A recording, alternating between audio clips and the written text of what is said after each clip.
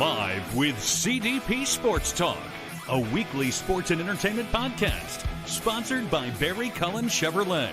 Live on YouTube, Facebook, Twitter, Twitch, and LinkedIn. And on audio via Apple Podcast, Google Podcast, Spotify, Anchor FM, iHeartRadio, Amazon Music, Radio Public, and TuneIn. Now, here's your host, Chris Palme.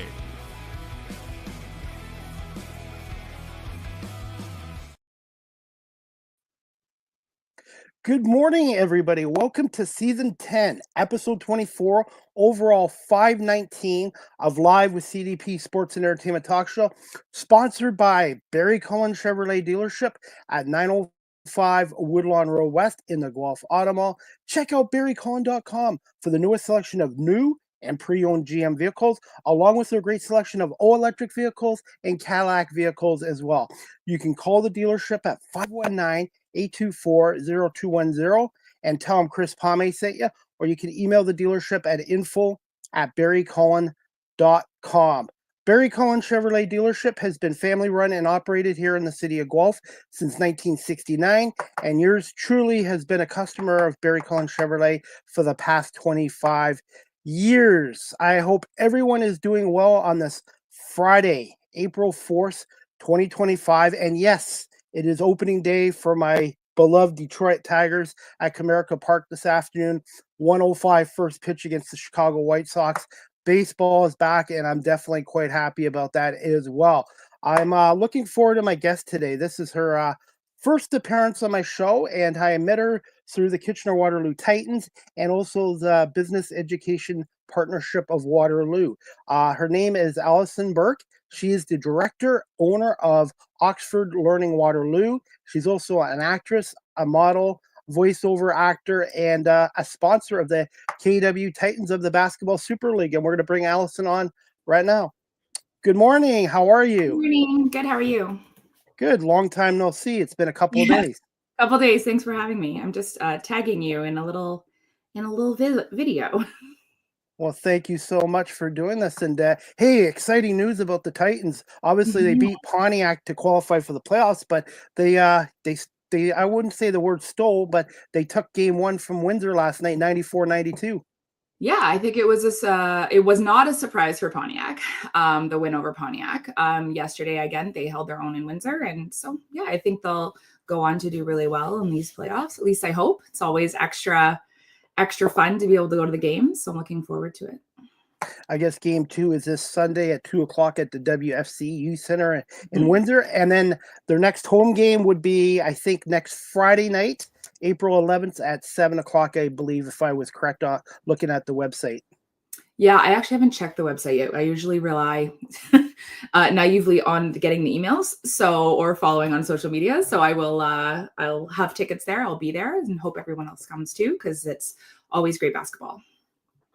And then you're also supporting local basketball too, and it really is good. And I missed it for 2 years, and I've been to two out of the last couple home games there, and I just forgot how good the league is and how competitive the guys are.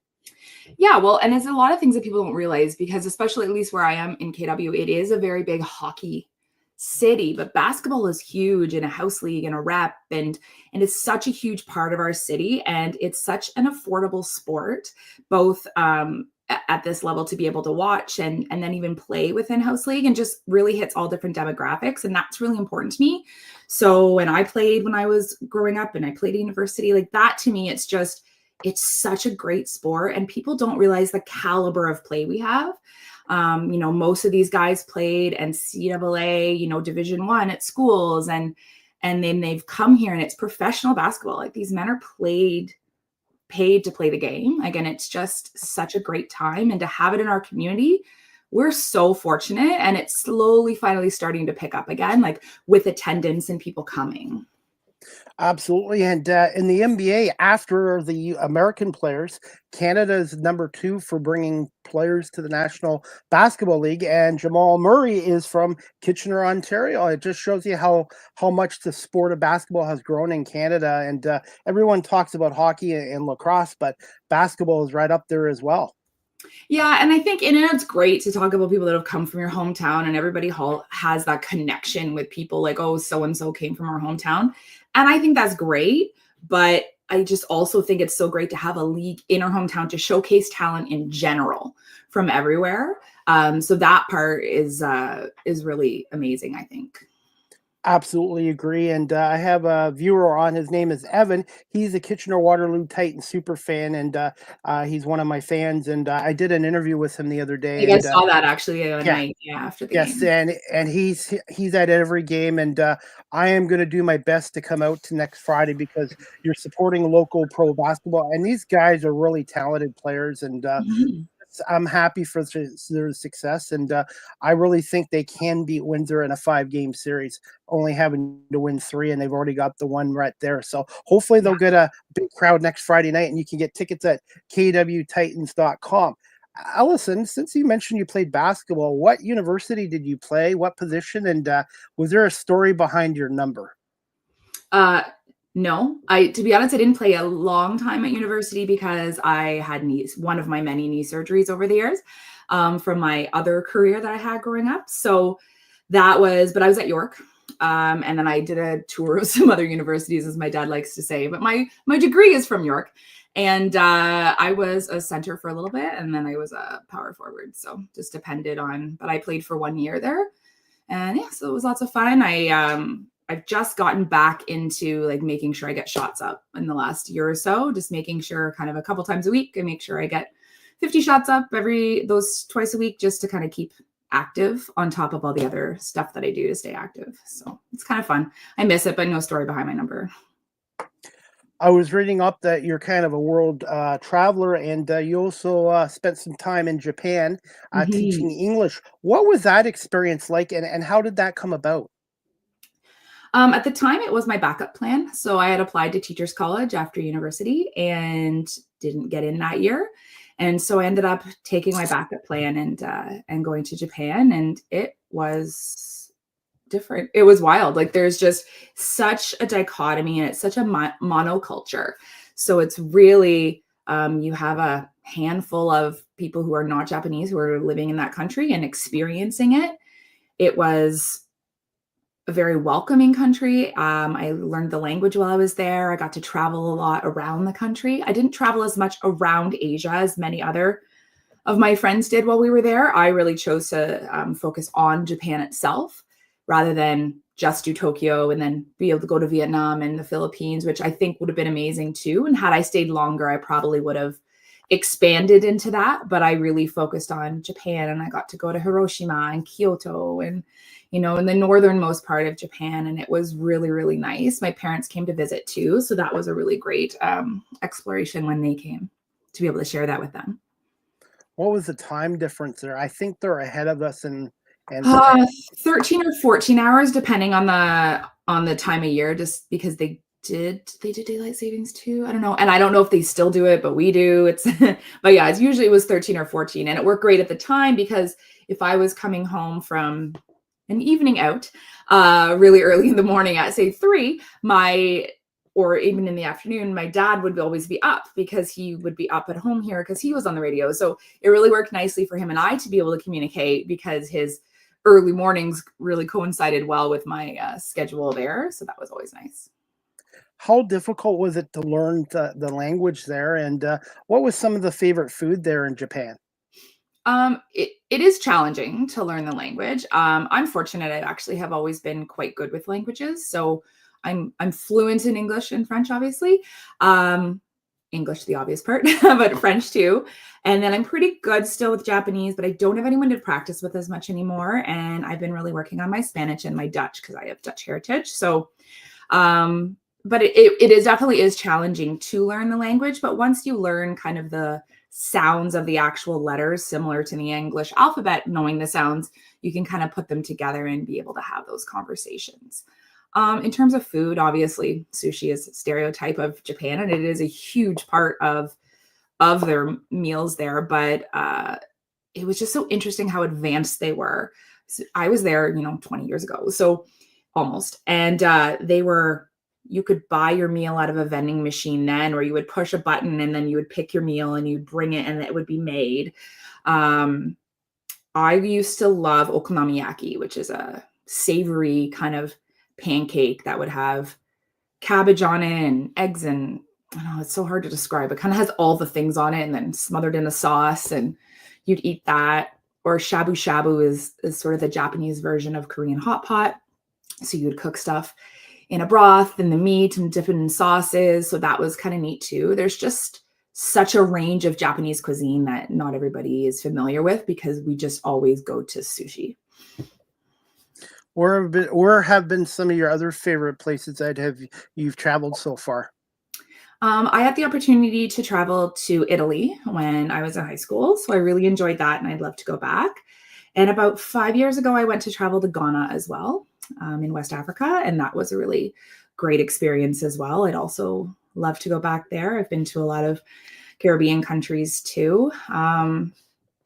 Amsterdam, or Netherlands and Amsterdam, I have family there. So that was sort of a trip that's close to my heart. And I hope to retire there one day probably, or maybe someplace a little warmer, but that's definitely something.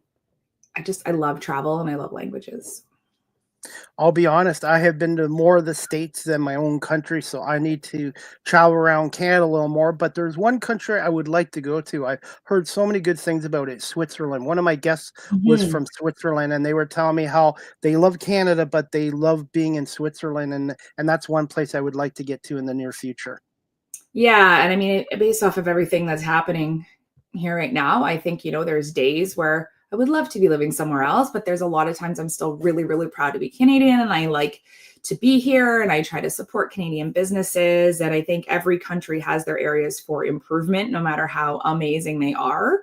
Or, the countries that are maybe struggle, there's always something great about them. So I think that I have a lot of pride in being Canadian. But yeah, I want to be able to go somewhere else too. And I would love to live somewhere else for a long period of time again as well, just to be able to experience that because I like to immerse myself in the culture when I'm somewhere as opposed to just doing, an all-inclusive for a week, which I still do. I'm not going to be a hypocrite about it. I still love a good resort, but I do love to really immerse myself in where I am. And Switzerland, I've heard great things about too. And I'd also love to do Finland. I wanted to ask you this, Allison. We obviously met in person a couple weeks ago. How did you get involved with the Business Education Partnership of Waterloo Region and the importance of education? Yeah, so the BEP I think I met them at a Chicopee. It was an event at Chicopee a couple of years back that the Chamber of Commerce put on. And I'm an avid member of the Chamber of Commerce. I've been on their board. I'm on a few of their women's committees. And they had a booth there. And so when I was speaking with the lady, we just kind of got talking about life. And she was like, oh, you do a lot of things. It would be great if you'd be interested in becoming a speaker. And I often don't realize how many things I do until I start talking with people about this stuff because I just sort of put my head down and do this stuff. And I do things that is interesting to me and that can help other people. So when I do start talking about stuff, I actually do realize how many things I do. And so she just said, would you be interested? And it's kind of how a lot of things happen in my life. I'm like, yeah, sure. Sounds great. And I started doing it and I get booked and I really enjoy it. It's just a different avenue to connect with students on versus what my kind of career is. And I met Jennifer through the Kitchener-Waterloo Titans a year ago, Oh, yeah. and she liked my story, what I was doing, and she gave me an opportunity. And Allison, what's funny is when I was in school, elementary school, high school, even college, I Mhm. hated public speaking. I would not go up in front of a classroom. And now being 52, I've reinvented myself, and now I'm completely the opposite, where I'm very comfortable being on camera and on air with people. Yeah, and that's fantastic. And I know your story and I find it so fascinating. And I think as many people, I don't want to say all because it's not the case, but as many people start to, come into their own and just really feel themselves as they're getting older, there is a shift in how you present yourself or different things you've changed. Like personally, I'm a hugely different person than I was 5 years ago. And I just think that there's just something to be said, and it's so cliche, but when you hit a certain age and then you hit another certain age, like there are those milestones, and you shift and your perspective on things change. I still get very, very nervous speaking in front of people and even having these conversations. I said to you before we started, I was so nervous. Less nervous now, thank you. And it's not that I don't have a story to tell, but I just get so nervous, and I have a level of imposter syndrome sometimes. I think, like, why would people want to know about me? I really truly think that, and I have to kind of reconnect with myself and be like, no, you have stuff to say and you have stories to tell. So yeah, it's a weird little shift sometimes as you start to get older.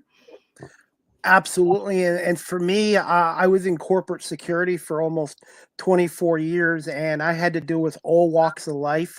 I had to Mhm. think on my feet. I had to listen. I had to deal with people with mental health issues. And I think that career kind of prepared me for this, because I really had to step out of my comfort zone when I Mhm. was in that career. And I've done that with this as well. And mistakes do happen, but the only way you get better as a professional in any career is to learn from your mistakes. Yeah. Yeah. And then just kind of flow with them. And I tend to fall back on humor, and I come by that honestly. My dad is like that. And I can be really sarcastic and quick, and that serves me well most of the time. And other times it makes me put my foot in my mouth. And and I just, again, it's learning that that's going to happen and just being okay with it. And that second part of being okay with it has taken a long time to do that, but now I'm pretty okay with it. So. And I found my passion at 47 doing volunteer work with the Guelph Nighthawks, and Right. that led me to Rogers TV. And then during the pandemic, I decided I was going to start the podcast, the talk show. I had people snicker and laugh at me, and I just used that as motivation. And I Mhm. always tell people, if you tell me I can't do something, I will prove you wrong, and that's my mentality. Yeah, I think I have a similar mentality, but I don't necessarily say it, or I've done something and people be like, "Really?" And I'm like, "Uh-huh." And I just kind of go about my business and keep doing it. Again, I think that there's that level of, you hit 30, especially 35, and it's just sort of you stop.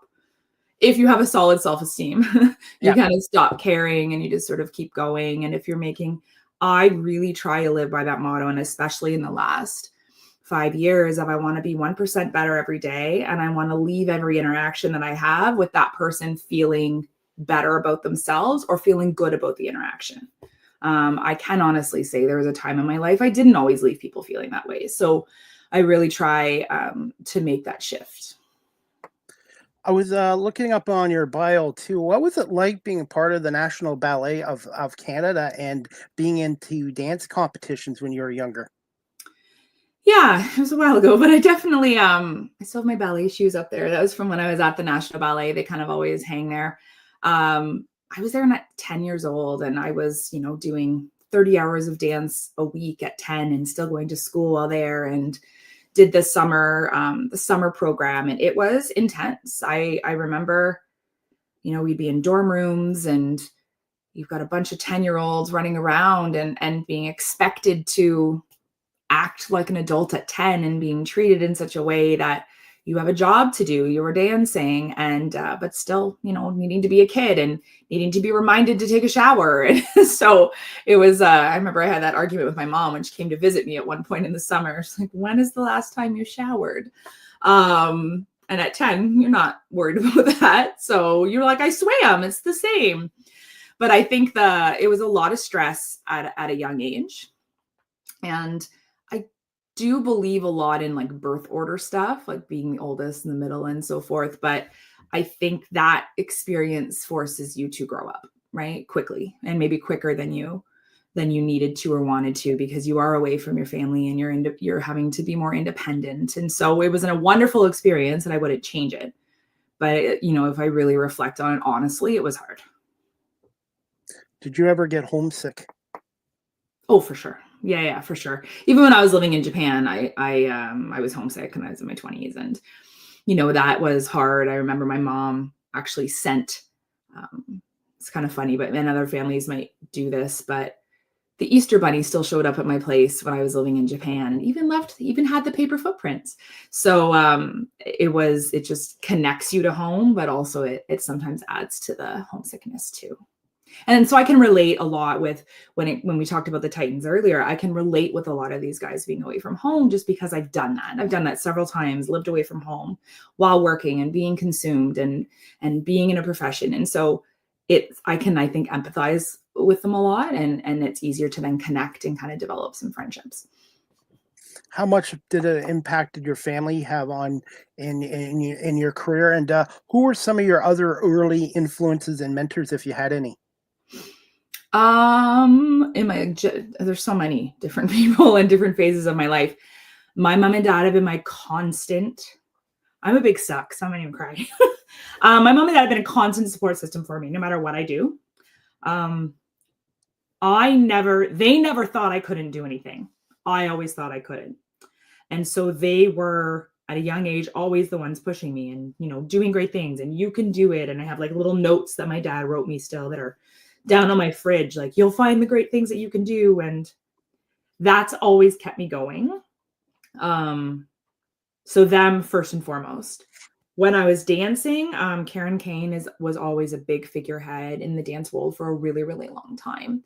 And so I got the opportunity to meet her. I got to actually do a dance class with her. So that to me was really important. And I just have other friends and mentors in my life who as a support system and just as a business owner, maybe have done something else that I haven't done yet. So Colleen James, who I know you had on the Yes. she's a good friend of mine now. We've become friends over the last few years, and her and I have bounced ideas off each other. I would see her as a support system and a mentor to be able to do some of the things maybe she's already done I haven't done yet. And my best friend and former agent, Megan, she's done a lot of great things, and we've been a big support system for each other too. So I think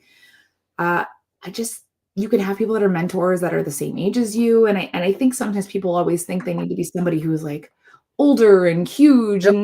and I don't necessarily believe that, but I will always fall back on it being my dad. He is my sounding board. I don't always agree with everything he tells me, but I know that I can tell him stuff, and there'll be less judgment anyways around those conversations. So. Yeah, I miss my dad. Unfortunately, he passed away. It's going on 40 years this year when I was 13 years old. And growing up, I had to grow up earlier than most 13-year-old kids. And I was told back then I wouldn't get through high school. I wouldn't go to college. I wouldn't make anything from myself. And my mom had to raise 2 kids by herself. So I had to, my life changed, and I had to grow up much earlier than teenagers and stuff like that. And it really impacted my life.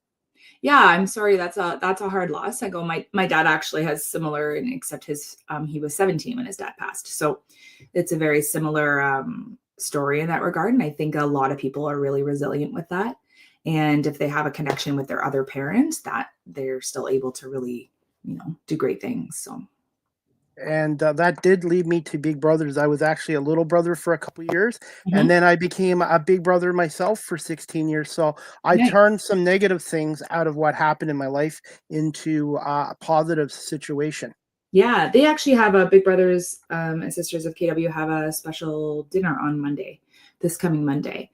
I'm unable to attend, but I know that they have a big charity dinner coming this Monday. I was hoping to go, but I'll have to go to the next one. Volunteer work has been really important in my life, and I've seen how much you are active in your community as well. Yeah, I think it makes you a better person. Am I doing it every week? I am not. I would be lying if I said I was. But I have a regular organizations that I commit to and that I think are important. And, I really love Food for Kids, the initiative that they do, obviously the food bank. I'm looking into Big Brothers Big Sisters. I looked into it just before the pandemic, and then when pandemic happened, that was kind of obviously hard to connect with. And there's been a few other things. The Chamber of Commerce, it's a great business community, and the committees for that are volunteer as well. And I just think that that's really beneficial to the community, and I enjoy being a part of that. So. Absolutely, just giving back, and you never know what opportunities can lead from it. But just giving back to your community, I think, is really important, and getting the young people to give back as well is important.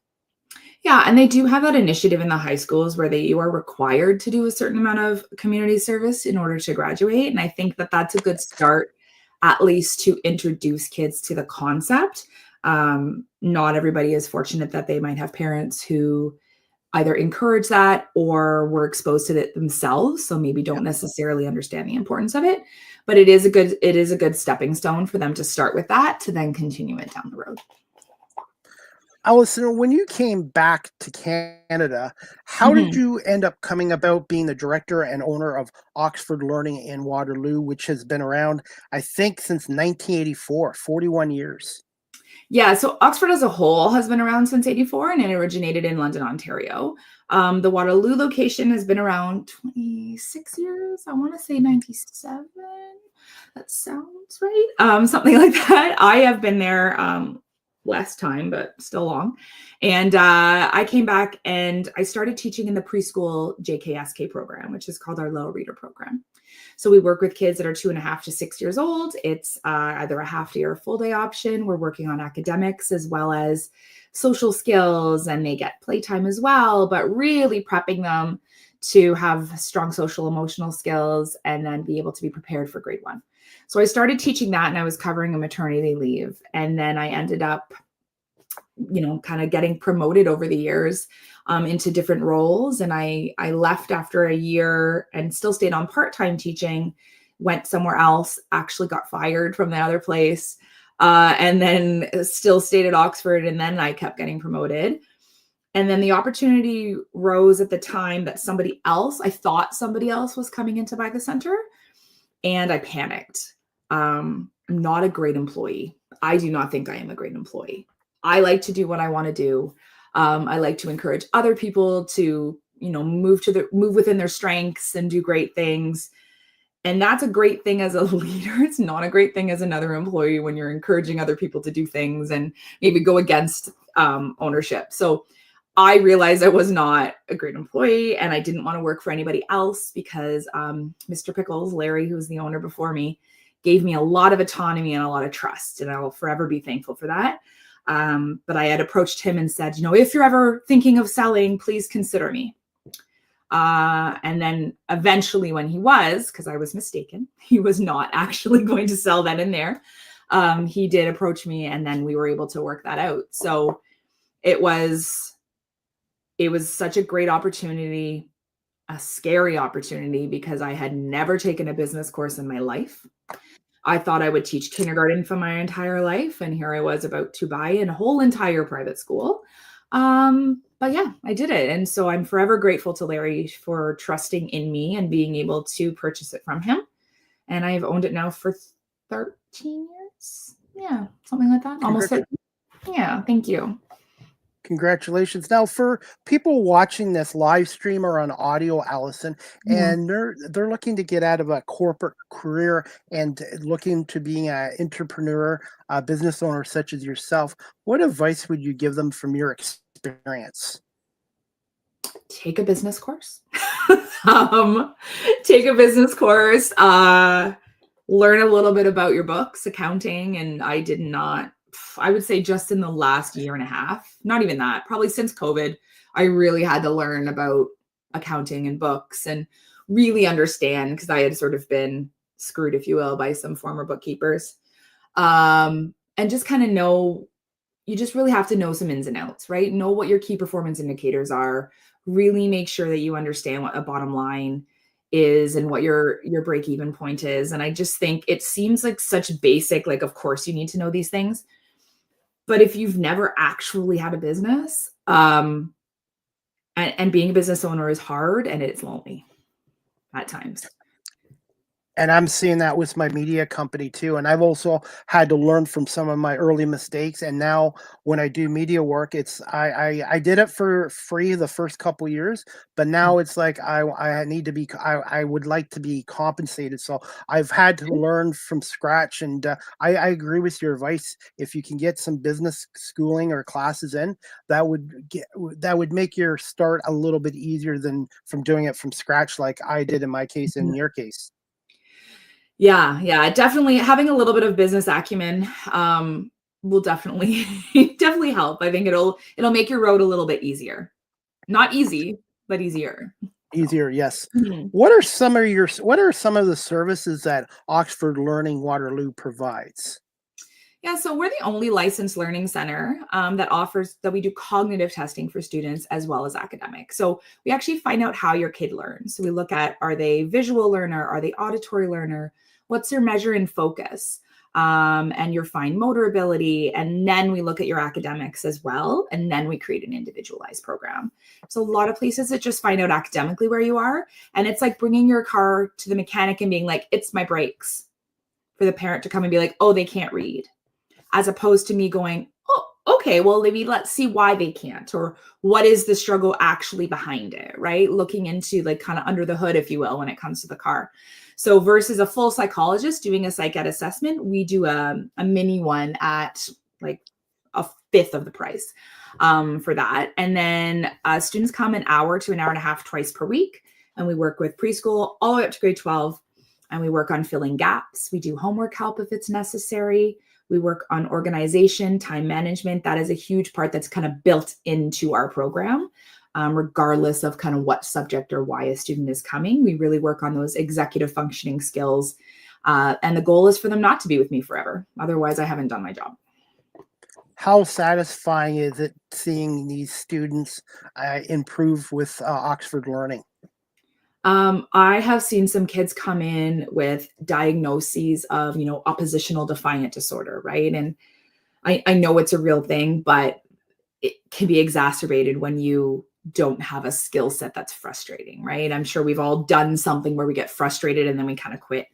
When you can't read or write at a level and you're expected to still do it, you're going to get frustrated. And I've seen kids be throwing things, shutting down, yelling, saying names, and then with working with us, being able to sit, feel confident, come in, thank me and my staff. And I have an amazing team. I do not teach as much anymore as I used to. I'll jump in every now and then.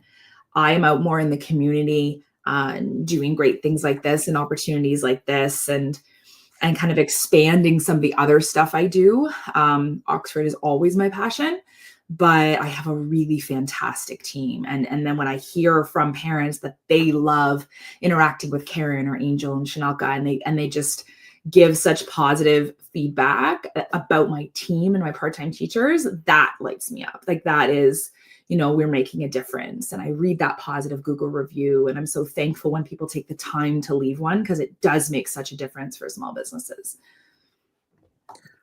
What makes a successful team, in your opinion? And growing up back in the 70s and 80s, we didn't have social media and the internet. How much of that impacted students learning with the internet and social media the last 20, 30 years? Yeah, so I remember when Facebook started, I actually remember I wasn't the owner then, or when it started too, I guess. I don't remember when it actually started, but when it came kind of a bit more popular, I remember sitting in my office at Oxford. I was the ed director then, and I would search up every single one of our high school students' names and check their profile, and then email it to the parent to let them know, to say, hey, by the way, Chris is out here in this not so great picture in public, right? Not at the time knowing about the privacy parameters and everything else. And you've got 14-year-old kids out here doing that. And so I really took it upon myself to really make sure that our parents were educated about what their students were doing. So it's changed a lot. I think social media has a wonderful footprint for a lot of things. And a lot of the stuff that I do with my modeling and the acting and, influencer stuff, that's been a great avenue for me. But But with that comes inappropriate DMs and just the abundance of stuff that comes at you as an adult. Sometimes that's hard to handle. So I think for students, that's really challenging too. We don't allow cell phones in the classroom. Parents are paying for a service. So when kids come in, their cell phone goes on in the charging hotel, we call it. And it doesn't get touched until the end of class. They've got their Chromebooks. Some of them have figured out how to chat on Chromebooks. So we monitor that too. And we just want them to get the best of their class there and just even allow them an hour and a half where they're not bombarded with the Snapchat notifications and all those things that they just feel like they have to answer right away. Like, I don't know about you, but I don't love a notification. Like, I need to answer the notifications. And so I have to put boundaries around myself about when I answer. And so for the teens, I can only imagine, their brains are still growing and the synapses in there are not fully formed, like 25, right? So at 25, and I just sit there going, it's hard. And the teachers in the classroom at the schools, like, they have it a little harder because I'm private, I can make those rules and really enforce them. And they're unfortunately kind of, their hands are tied sometimes around the bureaucracy of the boards and what that is kind of forcing them to do. So it does make it a little more challenging at times for them in the classroom to be able to explain to the kids and for the kids to truly understand that it's in their better interest to not be texting people during class and to not have your phone on you. It's too much of a distraction, and I'm glad I didn't grow up in this era because I just think it's too much of a distraction. And I think in Guelph they've banned them in the classrooms, and we'll see how successful that is. They have here too, but so my niece's school, they're just outside of KW, and same thing. Their board has also done it. But yet the flip side of that, everything is still very technologically supported. So if you want to sign up for a sports team or you want to sign up for this, the poster says scan the QR code. Well, how are you supposed to scan the QR code if you don't have your phone on you? But then the expectation is to be doing it okay during classes, but you're still not supposed to really have your phone on you during the school day. So it's the intention is great, but I don't think it's fully been executed 100% yet. It's still a little broken. And so with it, I hope that it will improve as we move along, because I really do think we need them. We need technology. We need the phones, like just the way that things do. And there is such a benefit to having them. Do I think you need it during the school day? No, I do not. Is it handy to ask Alexa or, type into Google a question every now and then versus before I'd have to go find an encyclopedia and just believe what my dad told me? Of course, it's a little easier from time to time, but I do miss kind of those simpler times. And I truly do not think I could be a teenager these days. I think I would really struggle with trying to stay off of Instagram. So absolutely. Hey, I did find a video clip of Oxford Learning. It's about 34 seconds. Is it okay if I just play it for the audience? Yeah, sure. And then I'll just ask you about where people can get a hold of Oxford Learning Waterloo and the best way of contacting you. Sure. Okay, 1 second. Just let me know if you can hear the audio. I wear 8 different hats on this show. From coast to coast, Oxford Learning has been proudly helping students succeed across Canada for over 40 years. Supporting students in your community with personalized learning and real results that build confidence and unlock potential. We're more than just a tutoring center. We're part of your community, investing in the success of future generations. Oxford Learning is proudly local, proudly Canadian. Find a location and enroll today.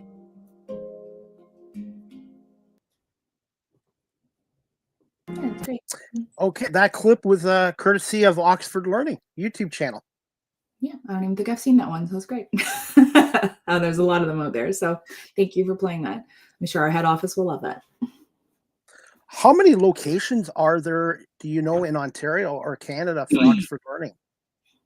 I always get this wrong. I think there's about 130 in Canada. We do have some in the States as well, operating under Grade Power Learning is the name. We have one in Qatar. There is, I think there's still one in Bahamas. We're in a few different places around the world as well, which is kind of great, being able to help a lot of kids. For people watching this live stream or on audio, what are your hours and what's the best way of contacting Oxford Learning in Waterloo? Yeah, so my location is at 10 Fisher Hallman Road North. So we're kind of across from Beechwood Zares. I draw kind of people coming from near Sunrise and then other parts in Waterloo, St. Agatha. There's a lot of other great centers in the region as well. We're fortunate to have 2 in Cambridge. There's 2 in Kitchener and another one in Waterloo and Eastbridge. I actually used to own that one. I opened that one years ago and then I sold it to the current owners who are lovely.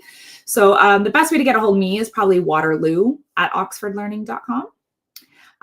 You can also follow us on Instagram at Oxford Learning Waterloo. If you send me a DM, I'll usually just direct you to the email anyways, but that's an easier way sometimes for some people. And yeah, we're doing a bit of a blitz right now for end of school year. A lot of people are wanting to get those grades boosted. So we do have a promotion on our assessments right now too. So I'll be honest with you, Allison. If I went back to school now, I think my marks would even be better than they were before because it's hard, this being a teenager and the distractions and stuff like that. I think now with my life experience, I would even do much better in school than when I did, and I wish I could go back. well, I think everybody thinks that, right? In hindsight, you go back now with what are they? I forget the exact phrasing, but like the youth is wasted on the young and all that stuff. And I think that there's an element of that. And I identify as 37, but I just being able to have that knowledge, and I'm healthier and in better shape now, physically and mentally than I was 10 years ago. So let's just I just think that if we continue that journey forwards, then we don't have to wish I was back. I don't want to be back in high school. That sounds bad. One thing I am working on now, besides the new career, is my next goal is to lose weight. I want to lose some weight. I want to have more energy, and I want to feel better. And also, losing weight can improve your mental health overall too. So that's my next battle I have to work on, and it's a challenge. I've lost weight before, but then it comes back because you get into bad habits, and I need to learn to get away from the bad habits. I did that journey. Yeah, my gym community is saved my life. So I can always share that with you. It's honestly saved my life. With all my knee surgeries that I've had, I was barely able to be, squatting and doing some stuff. And now I'm doing things I never would have imagined I'm doing. So, I can do a handstand. Like, why would you want to? Kind of love it now. And I can do stuff that my gym community made a huge difference for that. They have an online program too, but Move Strong has really made a difference for me. And I've had a couple of shows with strength and conditioning coaches as well. One from the Hamilton Tiger Cats, because people don't realize there's a lot of work in being a professional athlete as well too. Yep. No, there's a lot of that goes into that. And my gym, it specifically really focuses on strength and mobility, which is huge because flexibility is great. But if you cannot move your limbs without pulling them into a position, then that's what causes those injuries. How often do you go to the gym? And for someone like me or someone watching out there that is looking into a gym, what would you recommend starting with? Going once a week or twice a week? Yeah, so I go I go to classes. There 4 times a week I'm there, 3 to 4. And then I do 2 days independently of my own stuff. And then I walk the track with a couple of my girlfriends a couple mornings a week. We do that at the Waterloo Rec Complex. We do between 5 and 7 kilometers each time, just walking it, just to kind of keep moving and keeping active. This week was a little less because I broke my baby toe on the weekend, so I couldn't walk as much, but we still did it. We still got out and got moving. My recommendation is do not start 5 days a week. If you go from 0 to 5 days, you will quit. You will stop because it is too much to commit to. Find something you enjoy doing and start with once a week, twice a week. And even to invest in having a coach at the beginning first, whether you do a couple private sessions where you're doing a class where there is a coach there so you know what to do. I used to think that I knew what I was doing because I used to be a professional ballerina. I used to be a ball player, and I had all these things, and I would go to the gym, but then I'd spend more time in the sauna than I went in the gym. And I'd maybe lift some weights and do some stretches that I did when I was in dance class. Not the same. Not the same as getting strong, not the same as staying fit. And then when I joined Move Strong and had a proper coach who really helped me kind of know the movements, and then that really helped me commit and change my mindset. And it's not even about, I would challenge you to, not even about the losing weight, which will come, but the getting fit, right? And changing our mindset and our wording around staying fit, because if you're fit, that's going to come with weight loss if your body truly needs it and stuff. And I think that we get so hung up on the weight loss, personally speaking, that it was just a little easier for me when I shifted my mindset to being healthy and staying fit. Have you thought about being a fitness coach maybe in the future? Yeah, I don't think I'd be good at that. I'm great. I think I'm a good mindset coach, and I've really worked on that. And I do have some business coaching clients that I work with too. And I will preach my gym's mentality from the rooftop, because honestly, they saved my life. So it is because they kind of encompass everything. It's the community aspect. It's the knowledge they give you, the space they provide you. That to me is what I need in a gym. I need the community. I am not an independent person who is going to work out often in her basement alone. I have all the stuff. I will sometimes do it now, but I realized during the pandemic, I need people. Same here. Same here. I've tried it and I failed miserably trying to do it on my own. And when I was in high school and when I was younger, I was very active. I was very active, and that's how you lose weight and stay in shape. But then after I got through college, I ended up working full time, and then I just didn't stay as active. And that's what I tell young people: try to play sports and stay as active as you can, and do it for most of your life.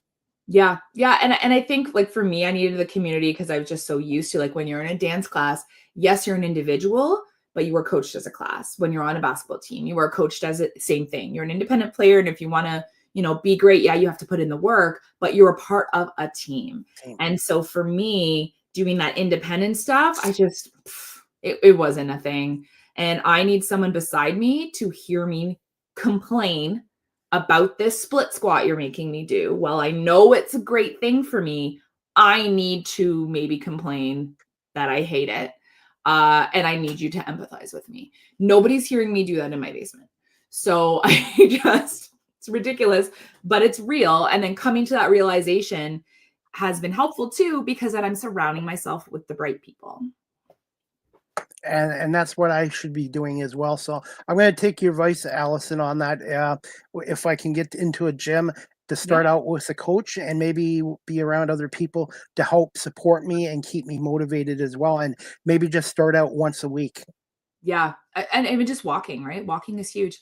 30 minutes a day, they say. My doctor told me right now, Chris, if you can just walk for 30 minutes a day at a brisk pace to get your cardio up, that would be a big help. And one of the things that my coach did when I first started kind of that nutrition journey with them is they said there's just so many studies that show if you're walking after you eat. So even doing a 10-minute walk after you eat helps your metabolism and keeps you moving. So, and now that we're getting into nicer weather, people might be more inclined to go walk outside. So that's just something to consider too. Good point. Thank you for telling me that, because I always figured it would be better to walk before you eat. But now after you eat dinner, even 10 minutes will help your metabolism. I did not know that. It helps digestion and again, it's good to get outside and stuff. I don't always practice that, to be honest with you. I mean, usually after dinner, I would say probably.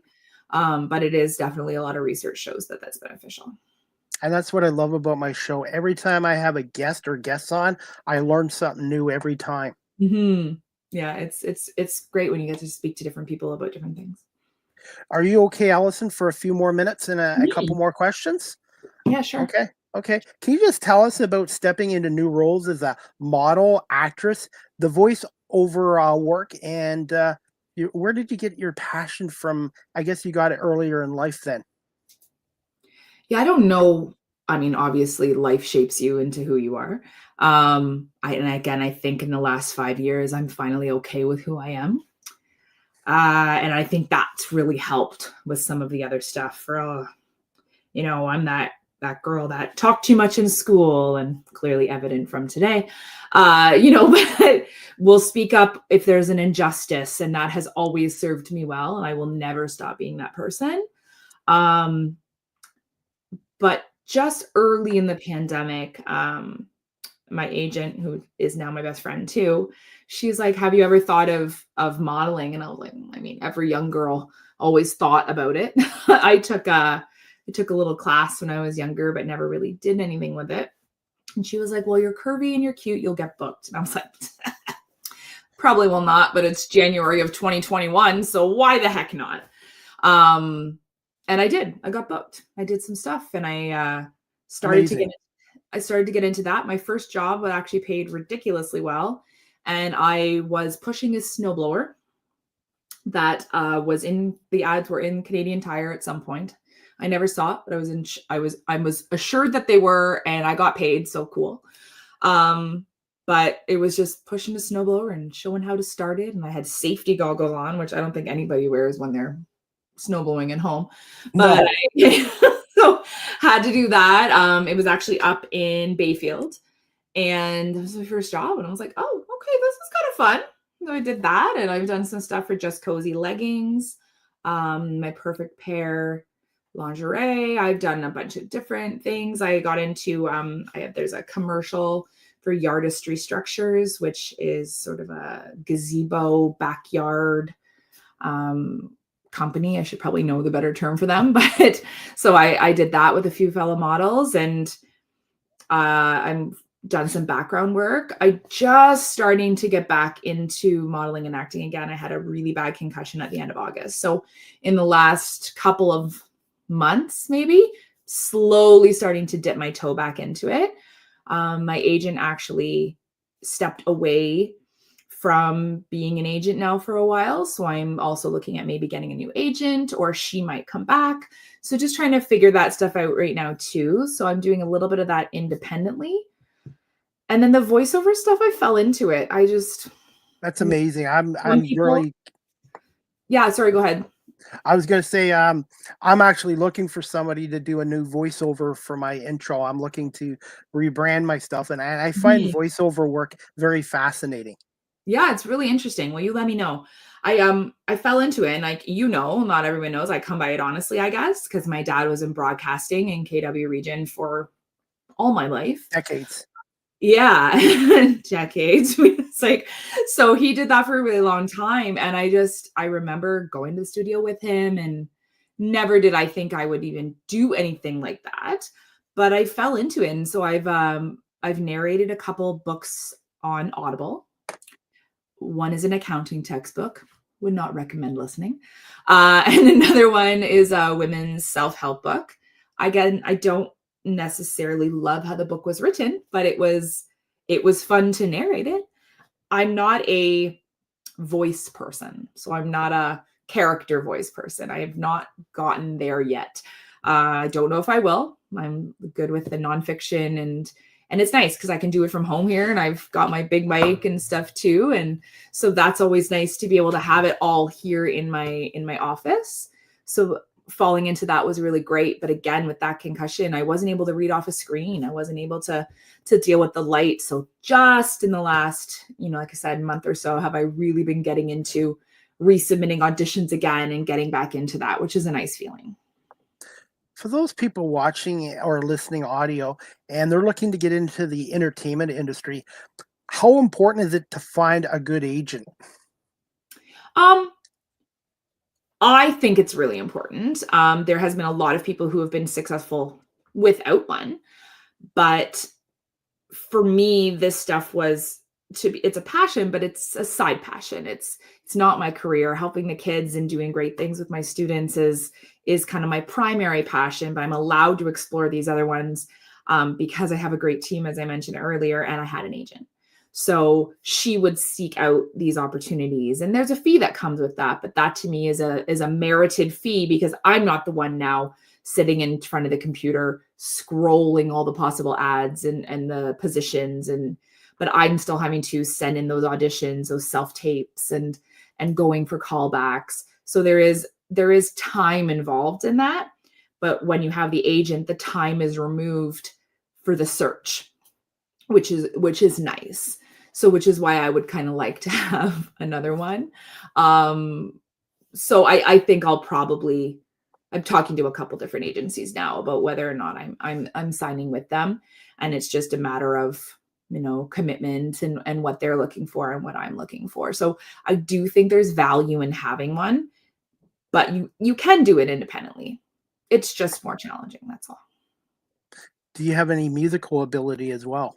Yes, I sing and I play guitar. Guitar. What's your favorite song to play on the guitar?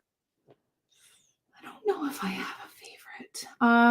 My mom really likes when I play Feels Like Home from Chantal Kreviazuk. It's an older song. That's probably that, and Over the Rainbow by Eva Cassidy. She did a remake of that classic, and she passed away, but she's a kind of jazz soul singer. So I'm built in entertainment for my mother. So it's kind of whenever she wants me to play, I will play. I've had some good opportunities with music as well. I was at CMTC, I believe it was 2023, I think I was there. And from Water Sound Entertainment, they asked me to sign with them. And their website is primarily a lot of covers and or original material. And so some directors and producers for shows and movies will use people's covers instead of the original artists, because there's a license to use it, but because it is more cost effective for them. So I've had some offers to be able to record some stuff there, but truth be told, I just haven't put the effort into getting it done. That's kind of next in the agenda. That's a 2025 plan. It's part of that is to do a little bit more with my music, but that to me, that stuff will always be a passion because it is a side passion. I give so much kudos to those who make that their life. I don't think I could do it. The unpredictability around it for me, not my personality. I need a little more stability over here where I know this is here and then this I get to do for fun. And I think that's why I can continue to have the same passion for it, because it takes a supportive role as opposed to the main role in my life. I'm going to put you on the spot here. Are you a Taylor Swift fan? No. No. And all the Swifties can come for me if they'd like. I respect what she's done as a business. I do not enjoy her music. So yes, that would not be not my genre, not my favorite. Favorite concert you've been to and so far? This is kind of probably really, really funny and hypocritical. I'm not a big concert person. I love a good sweatpants and like sweatshirt party at home. So I would much rather listen to music at home and experience it at home than go to a concert. The abundance of people is a little much for me. But there are people I would like to go see in concert. And they're people from like my past growing up. Like I'd love to see TLC if they were, on concert again, but they're missing a member. So, there's, I honestly think I've only been to 3 or 4 concerts in my life. So, okay, we'll say this. I went to SARS Stock way back when, which will date me. But 2002. Yeah, so I went then. I was in post-secondary. So I think I was in college, yeah. And I knew who AC/DC was. Obviously, I knew who the Rolling Stones were. Not really who I listened to. I'm more of your Lauryn Hill, Boyz II Men, that kind of stuff. But I went and it was the talk that Rolling Stones were closing and they were going to be amazing, yada, yada, yada. I have to say, AC/DC, so good for that. I remember Justin Timberlake was there on one of his first like solo things, and they tried to boo him off the stage, like so different from where things are at now. That was an enjoyable day, but it was also outside. And I would just much rather listen to music in my living room or play guitar with my dad around the campfire. Like those kind of things are more my speed, which people might be surprised to know for those who know me. I've never been to a concert, and I was supposed to see Billy Joel play in Buffalo in Oh yeah. 2020. Unfortunately, they shut the borders up because of the pandemic, and then Yeah. when they rescheduled it, we still couldn't cross. So, and now Billy Joel has some health issues and won't be playing again until July. So, if I had a choice right now, I'm hoping to see him play before he retires at some point because he's a legend and he's been doing this since probably the 70s. Yeah. Yeah. Yeah. I think there are just so many great artists out there, and I do love music. I'm constantly listening to it if I'm in my car, and I have such a range of stuff I listen to. People will be probably quite surprised of my playlists. So I just think the only thing I don't really listen to is I don't listen to a lot of country. I don't listen to a lot of new country. Country from the early 2000s I'll listen to, some Shania, some Dixie Chicks. But I'm not a big current country person at all. So other Since than we're that, I listen to everything. since we're talking about music, and I just wanted to finish up with the Titans. Mhm. Thoughts on the DJ Penny, who I've known since the Guelph Nighthawk days, and the job that he does with the music at the odd for the Titans games. That's a question I didn't expect. I think that he has gotten much better at teaching the games in the last couple of years. I think the first little bit, it takes time to figure out when you're coming from the DJ world what will work at a game Yep. and getting the crowd going and what that looks like. So I will say this season in particular, I have even commented to those who I come with that, oh, like the music has improved. And I like, and there's some old school songs that are in there, but of course we don't always have the words because they're not appropriate words, but you know them, so you can sing along. But yeah, no, I think he's done a good job for sure. One of my guests that came on a couple years ago, his name was Tommy Edwards. He was a legendary Chicago radio broadcaster, like your dad who was in Kitchener. But he was also the guy that created the Michael Jordan intro for the Bulls in '84 called "Sirius." Yeah. And it was just amazing how much of an impact music and intros do for sporting teams. And even to this day, the Bulls still use that same intro from Yeah, 40 years ago. yeah, no, I did know that. The Bulls are actually, I probably have the Jordan book sitting back there somewhere. Oh yeah, it is there. I had the biggest crush on Michael Jordan. He was one of my first forays into Michael loving Jordan. basketball. He was my enemy as a Pistons fan. It was Um, Jordan against Isaiah Thomas and the Bad Boys, and the Bad Boys beat them 3 times in a row before the Jordan and Pippen and the Bulls got over that hump. yeah, so I loved him growing up. Still do, and I've got it's back on my shelf. It's like a big book, and in the middle of it, it has his handprints. And I remember when I got that book, I was like, put my hands in there and be like, oh, look how big his hands are. It was just it's a weird little it's a weird little crush I had, but I loved watching him play and just looking back on that now. And then during COVID, when The Last Dance came out, I've rewatched that several times. I find it fascinating. And so it's been really cool to be able to even just see how the game of basketball has changed over the last 10, 15 years.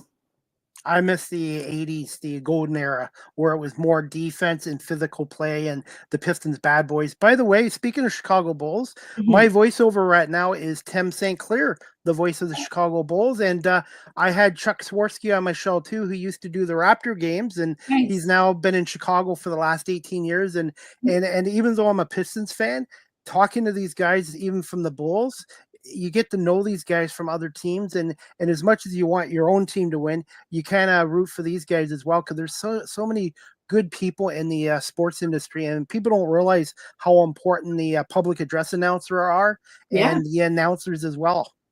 Well, and again, I think if somebody has a passion for something, you can have a respect for somebody's passion and still want your team to win, right? Like those things can be don't have to be mutually exclusive. And I think for a long time, and even still, there's a lot of people that are like, well, I'm this.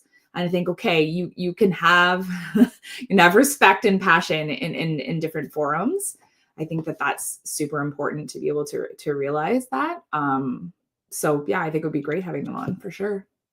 Allison, before we wrap this up, how did you become a KW Titans fan back in 2017, and your involvement as the team sponsors? How did that come about too?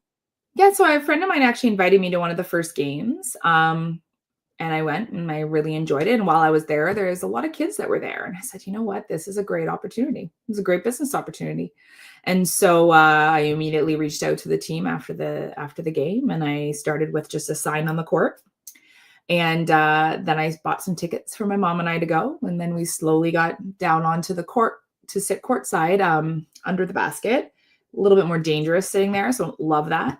And then, yeah, so I started with a sponsorship sign, and then every year since I've sponsored. And now the last couple of years we were jersey sponsors. I do share the sponsorship with my colleague who owns the Kitchener Oxford Learning. So Jody and I have done that together from the beginning. We do a lot of our community marketing initiatives together. So I'm really grateful for that because of my passion for basketball. She trusts me in that. And so she comes on board. And yeah, so we've been the jersey sponsors the last couple of years, and going to the Titans games is my mom's and my thing. We do that. We may not see eye to eye on everything in life, but that is our thing. And that is very special to me. Even though I hate her cowbell, she brings that cow. If there is a lady on the court side and everyone sees her ringing that cowbell, it's probably my mom. So we have our courtside seats every season as well. And so I think it's hugely important. Like you said earlier, giving back, just supporting such a great initiative, and it's becoming the place to see people and meet people. And like, that's so great to be able to have that avenue. And plus you don't have to pay for parking at the odd. That's true. And it's a family environment. And Allison, to be honest, for 2 years, I didn't get to go to a game because I had to make a business decision with the league. So I stepped away for a couple years, and a couple weeks I came back, and David and Kate Schooley remembered me. They were so happy to see me. Mm-hmm. I ran into a fan, Jasmine, Evan, and people came up to me and they remembered my work. And it was just such a nice feeling. And now I've been back to a couple of games. So I'm hoping to continue to come out to as many games as I can in the future to support them. And I wanted your quick thoughts on the ownership group of David and Kate Schooley, who took over the franchise in 2022. Oh, I mean, I can't have anything negative to say about David and Kate. Their passion is great. They self-admittedly didn't know a lot about basketball other than being fans. And David has been a sponsor from the beginning, just like I was. And they really had a passion of, they didn't want it to die and disintegrate. So when that opportunity came to purchase the team, they did. They hadn't had experience before in owning a team, and they've really grown into that role. And I think that takes time to get used to. And now doing that partnership with the Panthers, there's a bit more experience around sports management that's coming into play. And I think David and Kate always have their heart in the right place, and they really care about having this team in the community. And I think that's a fantastic thing. And so I usually try to do anything I can to be able to support them and help the team in any way I can. And finally, I do this with all my guests. What are some fun facts about Allison Bourke? Some fun facts about yourself. Oh, one fun fact. Even one. Give me one. I don't know. Oh my gosh, it's so funny. I'm never speechless. I don't know. I got you. I'm probably not the person asking about me. I don't know. I don't know. I'm really funny. I mean, I haven't really shown it today, but I am really funny. I'm an aunt. I have 3 nieces and a nephew who I love. I have dearly. 3 too. I have two nieces and a nephew, but they're all in their 20s now. They're all grown up. Mine are not. Mine are 14 and under, and I love that they'll kind of text me, and then they want to come for sleepovers. They've all been to a Titans game. That's what I'll do and bring. And it just warmed my heart a couple of weeks back. My 14-year-old niece was like, Allie, can I come to the game with you? And so I did whatever I could to make sure we had her a ticket to come, because I loved that she was asking that. So I think that's fun. I don't know. I'm kind of a dork, actually. That's probably a fun fact about me. I'm a bit of a geek about a lot of things. And you want to know about how much protein you should have in a meal? I'm your girl. Like, I've learned so much in the last 5 years. Yeah, so I just think I love learning, and I think that's a really cool thing to want to keep learning things. And that's not always what people think. And I do. So yeah.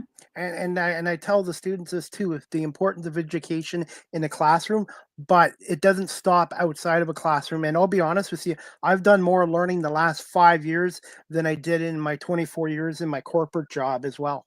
Sure, but if you didn't know how to read before that, it would have been really hard. So I think that's a huge part, right? Is like you need to get your basics. And sometimes you have to play the actual school game to be able to get outside of that and then continue to learn like we have as adults. I think that's super important. And I'm gonna last new segment, and I've done this recently. For my guest, do you have a question for the host CDP? Where would you like to see yourself in the next 3 years? Continue to doing what I'm doing, either building my business up even more or being in a radio studio. I love connecting with guests. I love learning, and I love being out there. And this is something I have a passion for. It's not really work when you have a passion, and I just Yeah. love doing this. So either continue to build my platform here on CDP Media Productions, or to be in a studio. I have done radio remotely from my home, but it Mhm. would be nice to be in a studio as well. So that's my goal. And I was planning on going to the States, but with the political situation over there right now, I think I'm going to focus in on Canada as a Mhm. whole. Yeah, I think that's probably a good place to stay for now. And then you can eventually get that way if you need to. And finally, Allison, where Mhm. can my audience follow you on social media if you have a website? And again, for those people that are looking to get some help for their kids in learning, Oxford Learning Waterloo, what's the best place to Yeah, contact so you? our Instagram's really easy. It's at Oxford Learning Waterloo. My other entertainment account is at Allie KB Model. And then just sending an email to Waterloo at oxfordlearning.com. We'll get you some information. And yeah, hopefully we hear from you if you're looking for help for your kid. All right. Well, Allison, I want to say thank you so much for giving us over an hour of your time today. And you have an open invite to come back on my show again. And fingers crossed, we'll see you and everybody next Friday at the Game 3 between the Windsor Express and the Kitchener Waterloo Titans, who won last night, 94-92. Any thoughts on the men's Final Four college basketball, which is on Saturday night, April 5th? Yes. I don't really have any thoughts on it right now. So I have been watching it, but typically I'm much more into it than I have been this year. I do love some Duke, so I'm sort of fingers crossed for that. I'm going to pick Florida over Auburn, which Okay. is 6 o'clock on Saturday night. And then the late game is Houston at Duke. So I'm going to go with Florida and Duke to meet in the final Okay. two Yeah. on I Monday like the night. Duke prediction. Yeah. I follow the other teams less, so I feel undereducated to give a prediction on those ones. And I'm always bad at predictions. I have more of like a love and a support for certain players and people in any of the sports that I enjoy, as opposed to I'm going to predict this. I just have like a passion behind them wanting to be great, as opposed to looking at predictions sometimes. Oh, by the way, speaking of basketball, I have another show tomorrow night with a Okay. gentleman from Detroit. His name is Ryan Reed, and Yeah. he's a founder of the Women's Basketball League, the WBL, Mhm. which is starting up this summer with 6 teams, including the Detroit Shock and Cleveland Rockers, and a Yeah. team in Toronto called the Toronto North Stars. So I did know that. um, I will definitely send you a video and audio of that show Great. if you want to check it out. And give me a little bit of time today, and I will send you the audio and video and some real clips. I've learned how to edit video, by the way. It's very, For very you. tedious, but it's necessary in this business. So I will do Yeah. that. But Allison, I want to say thank you so much for coming on. I appreciate your friendship and support, and looking forward to seeing you and everybody next Friday at the odd for the Titans in Express. Yeah, amazing. Thanks for having me. You'll definitely see me next Fridays and hopefully everybody else too. And if anyone wanted to come for tickets, if you use the promo code Oxford 2025, you should be able to save 10%.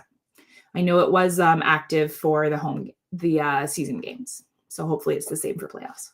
Okay, definitely. Anyways, well, I hope you have a great rest of the day. Enjoy your weekend, and we'll hopefully see you next Friday at the Odd. Sounds good. Thanks, you too. Thanks, Allison. Bye. Bye. All right, guys, that concludes season 10, episode 24. Overall, 519 of Live with CDP Sports and Entertainment Talk Show, brought to you by Barry Cullen Chevrolet Dealership at 905 Woodlawn Road West in the Guelph Auto Mall.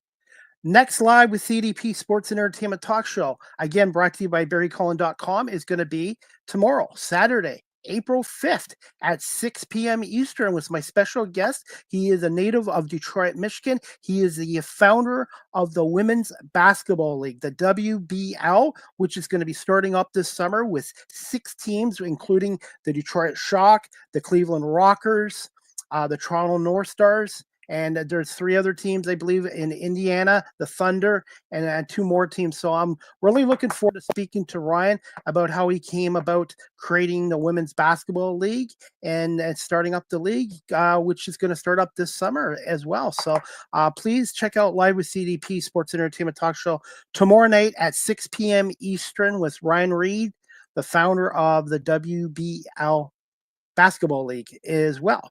And before we wrap up the show, guys, if you're looking for a personalized video from yours truly, I am part of Cameo.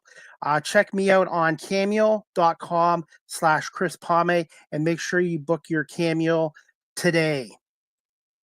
Speaking of my sponsor, Barry Cullen Chevrolet, right now it's Truck Month at Barry Cullen Chevrolet here in Guelph. A 2025 Silverado LD Custom Trail Boss, Custom Blackout Edition, and Custom Trail Boss. You can lease $199 bi-weekly, which is like $99 weekly at 3.9% financing for 24 months with $5,190 down payment on an ultra low kilometer lease. View offer details at barrycullen.com or pop by the dealership at 905 Woodlawn Road West in the Guelph Auto Mall and tell them Chris Pame sent you. And as we wrap up our show, guys, just give me 1 second here. I've got so many stuff on my ticket. If you're looking to adopt a pet, check out the Cambridge District Humane Society at 1650 Dunbar Road in Cambridge, Ontario. Telephone number 519-623-7722, extension 0, or you can check out their website, cambridgehumanesociety.org. All the animals that are up for adoption there, their profiles are on the website. And if you're looking to volunteer, like I do twice a week as a dog walker, check out the Cambridge Humane Society website, cambridgehumanesociety.org, and fill out that application as well. And right now at the Cambridge District Humane Society, they are looking for towels. They're looking for towels, bed sheets. They're also looking for cat food, dog food, treats, and also they're looking for cat litter. And once a week, the Cambridge District Humane Society has a pet emergency fund for those people in Cambridge that are struggling financially right now. So if you're able to make a cash donation or donate some cat food, dog food, pet food to the shelter, please go down there at 1650 Dunbar Road in Cambridge, Ontario. They do wonderful work in taking care of our homeless furry friends there. So please consider helping out the Cambridge and District Humane Society at 1650 Dunbar Road, right across from the Cambridge Center Mall. Live with CDP Sports and Entertainment Talk Show is live streamed on these platforms: YouTube, Facebook, Twitter, X, Twitch, LinkedIn, and now available on Instagram. And make sure you hit follow as well. You can follow my mini website on beacons.ai/Chris D. Pame. All my social media sites and all my media content is on beacons.ai/Chris D. Pame. Yes, I am back on TikTok. I lost my original TikTok page. Long story there. So I am back on TikTok. You can follow me at Chris Pame, and I'm hoping to get back to 1,000 followers so I can do some TikTok lives there as well. I post a ton of content on TikTok, so please check me out there at Chris Pame. StreamYard is the official live stream provider of Live with CDP Sports and Entertainment Talk Show. If you're into webinars or podcasting such as myself, check out StreamYard.com. They have basic free plans or paid professional plans like I have. And if you're a business that does a lot of webinars, go to StreamYard.com and contact their sales department for pricing. And I've been with StreamYard now for 4.5 years, and I highly recommend it for live streaming or doing your podcasting or webinars as well. Live with CDP Sports and Entertainment Talk Show. The audio version is on these platforms: iHeartRadio, Amazon Music, Spotify for podcasters, Apple Podcasts, Breaker, Pocket Casts, Spotify, Castbox, LinkedIn, Pandora, Tuned In, YouTube Music, and Good Pods. And make sure you hit the subscribe and full notifications as well. And finally, you can email Live with CDP Sports and Entertainment Talk Show at cpame19@gmail.com. Any comments, questions, suggestions, feedback, good or bad, please email me at cpame19@gmail.com. And if you wish to tip the host for my talk shows and my media work, I am on PayPal at cpame19@gmail.com. And finally, I am on all social media platforms: Facebook, Twitter, X, Instagram, Threads, LinkedIn, Blue Sky on Blue Sky at Live with CDP19 on Blue Sky as well. I think that's going to be my last social media site. I think I have 8 or 9, and it is a lot of work as well, making sure you post content on about 8 or 9 different social media websites. And that's about it today, guys. I am looking forward to the Tigers home opener today against the White Sox at Comerica Park at 1:05 with Jack Flaherty pitching for the Tigers.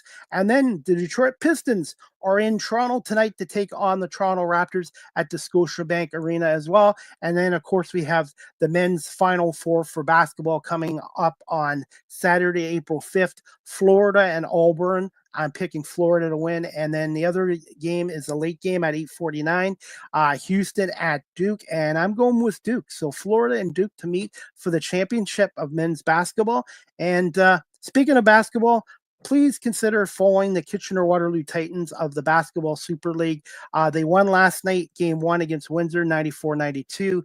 Game 2 between the Titans and Express will be at the WFC Center in Windsor this Sunday, April 6th at 2 o'clock. And if you can't get down to Windsor, you can watch it live streamed on BSL TV. And the Titans' next home game will be next Friday, April 11th at 7 o'clock against the Windsor Express for Game 3. So please check out the Kitchener-Waterloo Titans of the Basketball Super League as well. And as we wrap up this show, guys, I want to say thank you to my guest today, Allison Bourke, for coming on. She is the owner director of Oxford Learning in Waterloo, as well as an actress, model, and voiceover artist as well. So thank you to Allison for coming on. And as always, thank you to my sponsor, Barry Cullen Chevrolet Dealership here in Guelph, for being a major sponsor of my show. And thank you, everyone watching this live stream and on audio platforms. I hope everybody has a great afternoon, great weekend, and we'll see you back here tomorrow night at 6 o'clock p.m. with Ryan Reeves from the Women's Basketball League, and talk some hoops with him as well. Have a great day, everybody, and thanks again for watching and listening to Live with CDP Sports and Entertainment Talk Show.